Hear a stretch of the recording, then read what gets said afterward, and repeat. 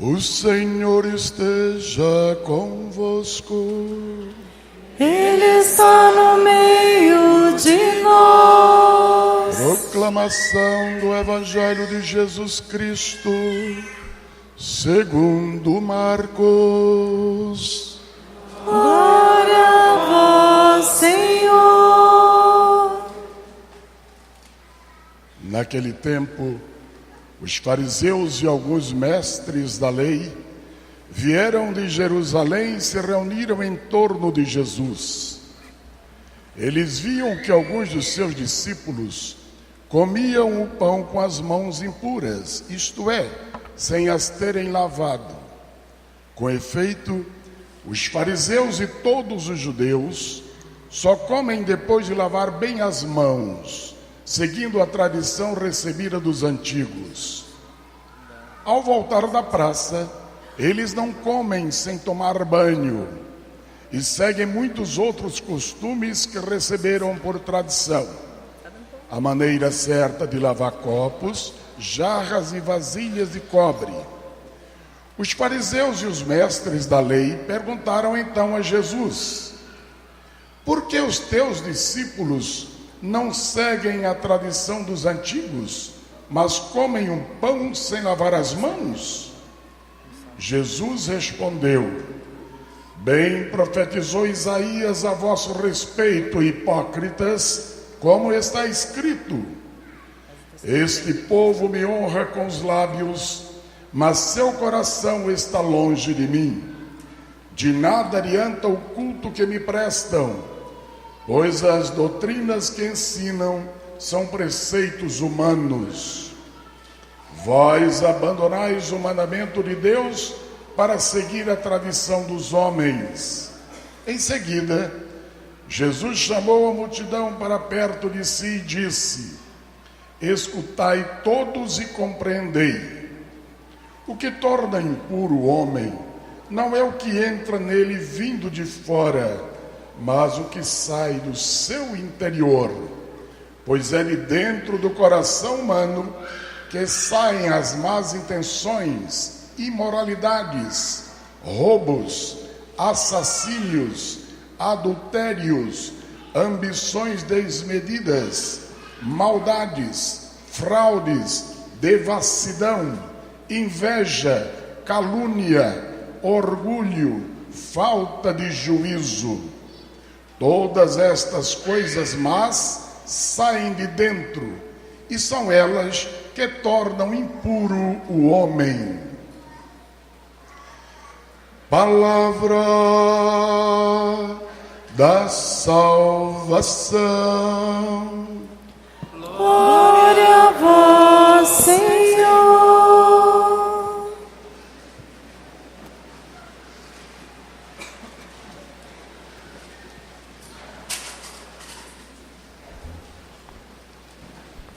Caríssimos, setembro é um mês dedicado especialmente à Bíblia, à Palavra de Deus. É uma maneira que a igreja encontrou de que os seus filhos, os católicos, que somos bons cristãos, possamos nos aproximar mais da Sagrada Escritura e criar com ela uma intimidade. Mas para saber se isso está funcionando bem, vale a gente fazer uma breve investigação. Em casa eu tenho uma Bíblia, eu a uso pessoalmente, faço certas anotações, uso um marca-texto, porque é um livro pessoal, um livro de cabeceira, e eu busco sempre aprofundar na compreensão, porque a palavra de Deus é sempre um mistério que quanto mais se busca, mais se compreende. Mas a pesquisa a saber é a seguinte: quem aqui tem a sua Bíblia? Não é aquela de casa que fica na estante, como guarda-poeira, e nem sanitário de mosca.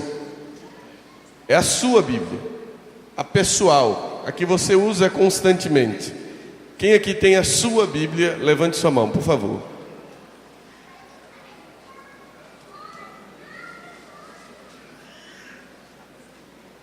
Então assim, metade talvez. de muitos que precisam buscar uma aproximação maior com a palavra de Deus. Padre, eu não tenho uma Bíblia, mas eu uso um aplicativo no celular. Ótimo. Só precisa ter um cuidado para você não baixar um aplicativo de celular de uma Bíblia protestante. Mas não é a mesma palavra de Deus, Padre? Meus queridos, sinto dizer que a Bíblia protestante carece de 6 livros da Bíblia católica.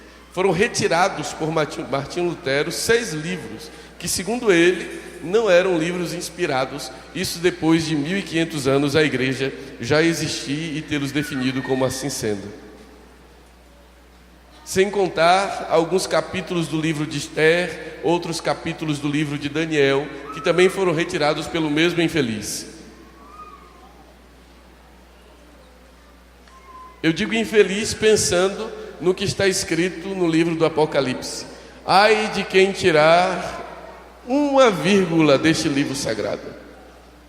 Ai de quem acrescentar um ponto de i deste livro, porque serão acrescentadas todas as maldições nele contidas.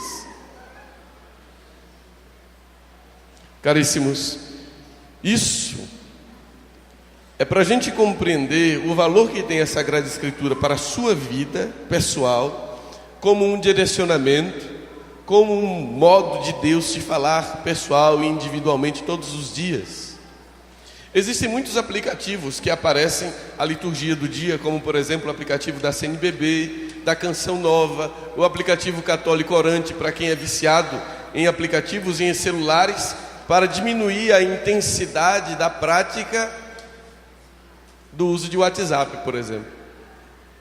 Aí você abre, ao invés de ficar só lá no Zap, nas outras redes sociais, você abre o aplicativo da Palavra de Deus, da liturgia diária contida, e vai meditar um trecho do Evangelho aquele dia. E você vai ver como a Palavra de Deus vai mudar e muito o seu dia a dia.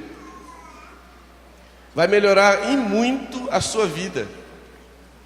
É só fazer a experiência de quem quer se aproximar de Deus, encontrar dele respostas e viver de acordo com a sua vontade. Às vezes a gente fala que, olha, a gente tem que fazer a vontade de Deus em nossa vida. Aí algumas pessoas se põem a pensar, mas como eu vou fazer a vontade de Deus se eu não sei qual é a vontade de Deus para a minha vida? É simples, deixa de preguiça, vai ler a Bíblia. Deixa de ser relaxado. Tira aquela Bíblia que fica lá na sua estante, aberta, no Salmo 91, no Salmo 24, 22. O Senhor é meu pastor e nada faltará. Chega a página, já está grossa de poeira e de tanto a mosca sentar em cima e fazer as suas necessidades. Pega a palavra de Deus, que não serve para isso, e que também não é um desodorante para você ficar carregando debaixo do seu braço, e vai ler, vai colocar em prática, vai aprender como se deve viver um bom cristão, vai compreender qual é a vontade de Deus e colocar em prática na sua vida. Caríssimos, a segunda leitura de hoje, na carta de São Tiago, dá o tom deste mês da Bíblia. Tomem em mãos, por favor, lá no versículo 22 da segunda leitura. Versículo 22.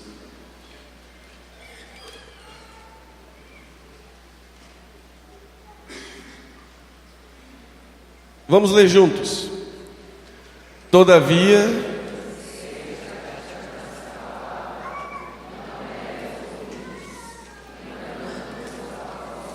é este o ponto nevrálgico central dessa liturgia, para que todos nós nos aproximemos da palavra de Deus, não para discutir ou brigar, como querem muitos aí de outras igrejas, ficar decorando o trecho bíblico para estar jogando na cara dos outros como a cusparadas.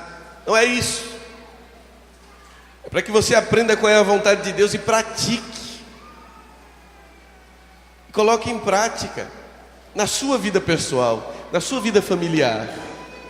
Não sede meros ouvintes da palavra, como uma pessoa que vem à igreja, escuta e vai embora sem guardar um versículo sequer de tudo que foi lido.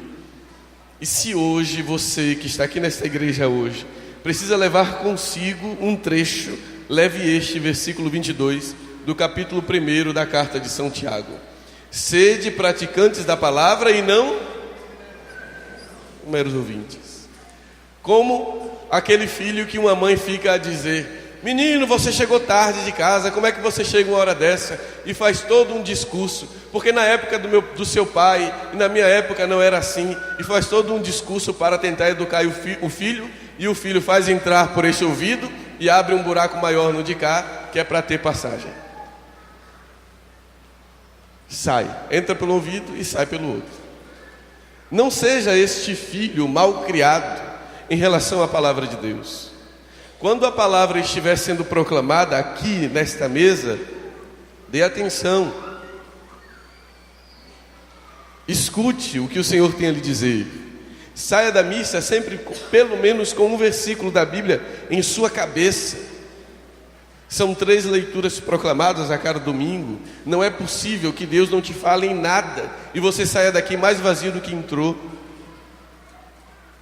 E como, Padre, então eu posso praticar a palavra de Deus em minha vida? Caríssimos, lá seguindo a leitura, no versículo 27 da carta de São Tiago, ele nos diz: com efeito, a religião pura e sem mancha diante de Deus Pai é esta: assistir aos órfãos e às viúvas em suas tribulações e não se deixar contaminar pelo mundo.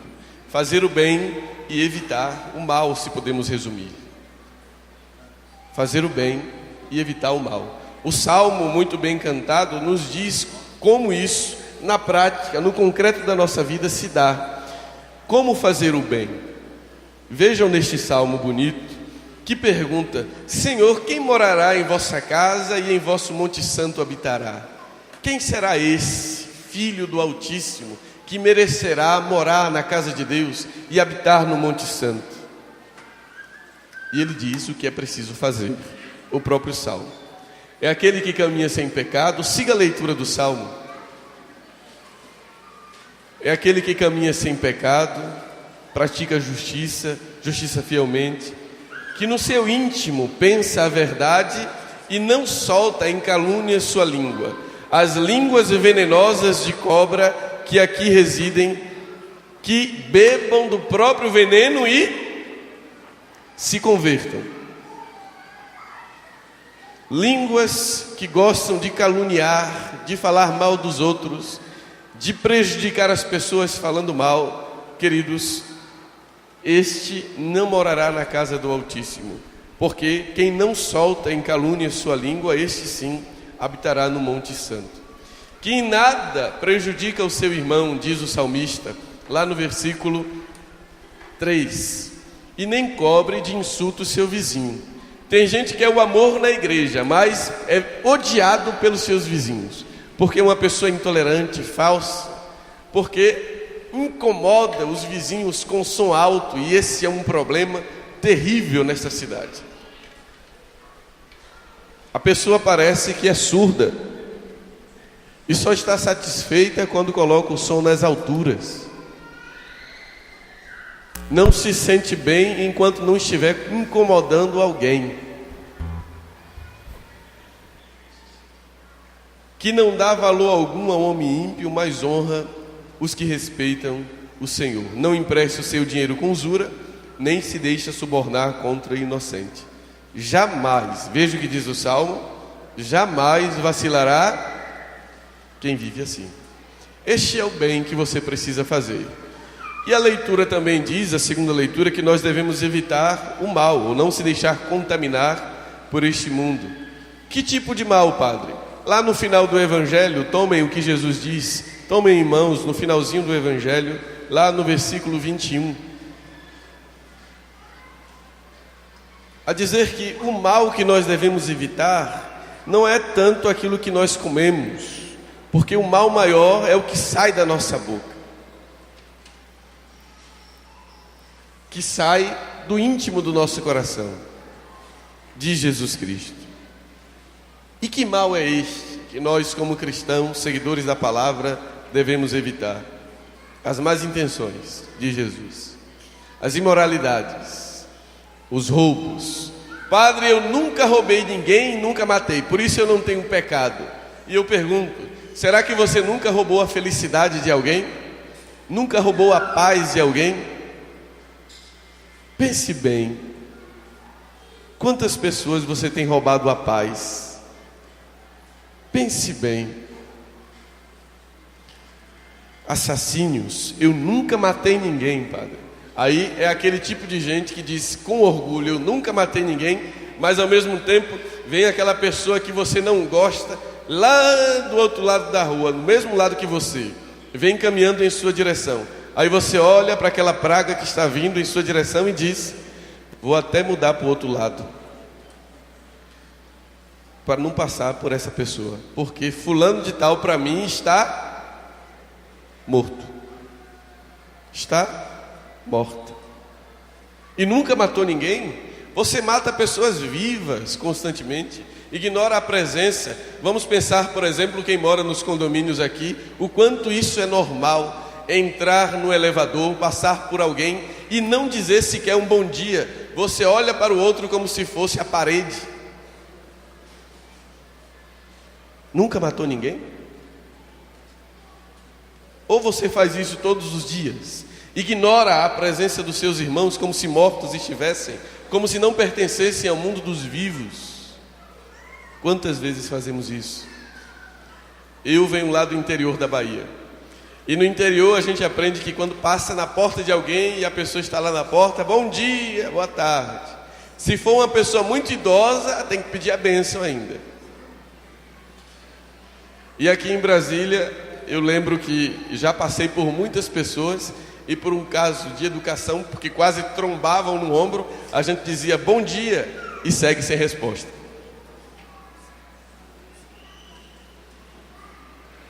Segue como se não existisse, e se fosse apenas o zumbido de um mosquito no ouvido de quem passou. Meus irmãos, adultérios, ambições desmedidas, maldades, fraudes, devassidão, inveja, calúnia, orgulho, falta de juízo. E você ainda vem me dizer que não sabe qual é a vontade de Deus para a sua vida? Aqui está, caríssimos irmãos. Faça o bem a quem precisa, evite esses males, e você será um filho do Altíssimo, que merecerá morar na casa do Senhor e habitar no Monte Santo. Que assim seja.